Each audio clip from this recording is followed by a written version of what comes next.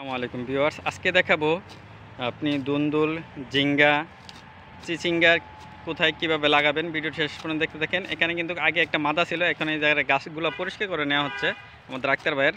মোটামুটি এই জায়গাটা কিন্তু গাছের জায়গা, আপনি যদি গাছের জায়গা জঙ্গলও থাকে আপনি পরিষ্কার করে কিন্তু এখানে মাদা তৈরি করে আপনি গাছ লাগাইতে পারবেন। এটা দেখেন এখন পরিষ্কার হয়ে যাবে। সহজে কিভাবে করা হয় মাদাটা আপনারা দেখতে থাকেন। দেখেন এই জায়গাটা কিন্তু খুব প্রচুর পরিমাণ খাবার আছে এখানে। হ্যাঁ, আগে কিন্তু খাবার দেওয়া আছে। এই দেখেন মাটিটা দেখেন কীরকম, প্রচুর পরিমাণ জৈব সার দেওয়া আছে এখানে। হ্যাঁ, আর গাছ উঠে গেছে, বৃষ্টি তো গাছ উঠে গেছে, এখন কিন্তু এই মাটিটাকে একবারে উর্বর করে আবার কুপিয়ে দেওয়া হচ্ছে। তাৎক্ষণিকভাবে কিভাবে গাছ লাগাবেন এটার পদ্ধতি এখন দেখাচ্ছি। যেখানে আপনি আগে গাছ লাগাইছিলেন, এখানে মিষ্টি কুমড়া গাছ ছিল, হ্যাঁ প্রচুর মিষ্টি কুমড়া হয়েছিল, কিন্তু তাৎক্ষণিকভাবে এখানে আপনি যে কোনো গাছ, আবার সবজির গাছ লাগাইতে পারবেন। এভাবে গাছগুলো পরিষ্কার করে দিবেন, গাছের গোড়াগুলো যা আছে সব একবার পরিষ্কার করে নেবেন, যাতে করে মাদার মধ্যে কোনো গাছ না থাকে। এই দেখেন মোটামুটি গাছ কিন্তু পরিষ্কার করা হয়ে গেছে। মাটিটা দেখেন কত সুন্দর উর্বর হচ্ছে। দেখেন মাটিটাকে বারবার কুপিয়ে নেওয়া হচ্ছে, তো সুন্দর মাটি হয়েছে মাশাল্লাহ।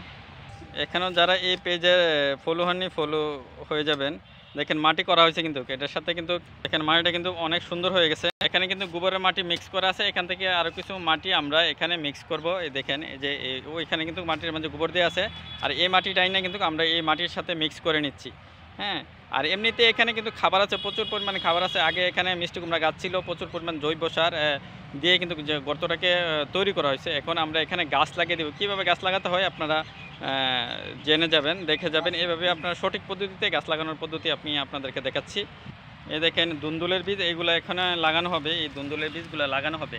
দুন্দুলের বীজ ভিজায় লাগাইলে কিন্তু সহজে 100% উঠে, এমনিও উঠবে যদি আপনি জাগ দিয়ে রাখেন আর কি লাগানোর পরে। দেখেন আমরা মাদাটা কীভাবে তৈরি করে নিচ্ছি, একটু উঁচু করে নিচ্ছি যাতে করে এখানে বৃষ্টির পানি না জমে থাকে। আমরা কিন্তু একটু উঁচু করে নিচ্ছি মাদাটাতে। দেখেন কত সুন্দরভাবে একটা মাদা রেডি হয়ে গেল। এখানে আমরা এখন বীজগুলো লাগাবো। কিভাবে লাগাবো আপনারা দেখেন। এটা হলো একবারে স্বতঃস্ফূর্ত একবার সুন্দর পদ্ধতি। আমরা গ্রামীণ জনগণ যেভাবে কৃষি কাজ যারা করে তারা যেভাবে লাগায়, এভাবে লাগানোর স্বতঃস্ফূর্ত পদ্ধতি হচ্ছে এটা। এই দেখেন আমরা বীজগুলো কিভাবে লাগাবো। বীজগুলো কিভাবে লাগাবে, যেই দিকে দেখেন মুখটা, হ্যাঁ এই যে এই যে চুক্কা জায়গাটা, এই মুখের জায়গাটা নিচের দিকে থাকবে। এই মুখের জায়গাটা এভাবে নিচের দিকে দিবেন। এই হচ্ছে বীজ লাগানো 100% সঠিক পদ্ধতি। লাগান 1 থেকে 1.5 ইঞ্চি পরিমাণ আপনার নিচে দিবেন। দেখেন এই যে একটু আলতোভাবে মাটির নিচে দিয়ে দিবেন। যে চুক্কা জায়গাটা আপনি এই যে এই জায়গাটা নিচের দিকে দিয়ে দিবেন। এটা হলো সঠিক পদ্ধতি। আমরা অনেকে জানি না বীজকে এভাবে লাগায়। এইভাবে হচ্ছে বীজ লাগানোর সঠিক পদ্ধতি। আমরা এইভাবে হচ্ছে বীজ লাগাবেন। আপনারা যদি যে কোনো বীজ লাগান, এটা হচ্ছে দুন্দুলের বীজ। এটি ভিজা রাখলে কিন্তু সহজেই উঠবে। তারপরে এটা আমরা ভিজানো হয় নাই, এটাও উঠবে। এটা পানি দিয়ে ডেকে দেওয়া হবে, জাগ দেওয়া হবে, তাহলে কিন্তু সহজে উঠে যাবে। এখানে কিন্তু আমরা 4 থেকে 5টা বীজ লাগানো হচ্ছে, হ্যাঁ বা 6টা বীজ লাগানো হচ্ছে এখানে। এভাবে আপনারা লাগিয়ে দিবেন, আলতোভাবে এভাবে মাটি দিয়ে সমান করে দিবেন। হ্যাঁ, যাতে করে এখানে ডেলা না থাকে, ওই যে গর্ত, যেই এখানে গর্ত হয়েছে না এখানে চাকা না থাকে আর কি, ডেলা না থাকে। এভাবে সমান করে দিবেন। এখন এখানে পানি দিয়ে দিবেন। পানি দেওয়ার পরে এভাবে পানি দিয়ে আপনারা ভিজিয়ে দেবেন। যেহেতু আমাদের ঝর্ণা দিয়ে আপনারা পানি দেবেন, যদি ঝর্ণা না থাকে আমাদের এখানে 5 আছে, 5 কাছে আছে বিধে আমরা পানিটা দিয়ে দিচ্ছি। এভাবে ভিজিয়ে দেবেন, পুরোটাকে ভালোভাবে ভিজিয়ে দেওয়ার পরে আপনারা এটাকে ডেকে দিন। এইভাবে বস্তা বা চাটায় যে যা কিছু থাকে আপনি এভাবে ডেকে দিয়ে দিবেন, একটা পাথর দিয়ে দিবেন যাতে করে এটা না সরে যায়, বাতাসে না উড়িয়ে যায়।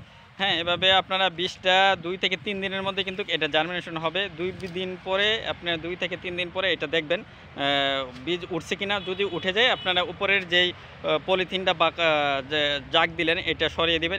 এইভাবে কিন্তু গাছ 100% উঠবে। যে কোনো গাছ আপনারা এইভাবে লাগাতে পারেন।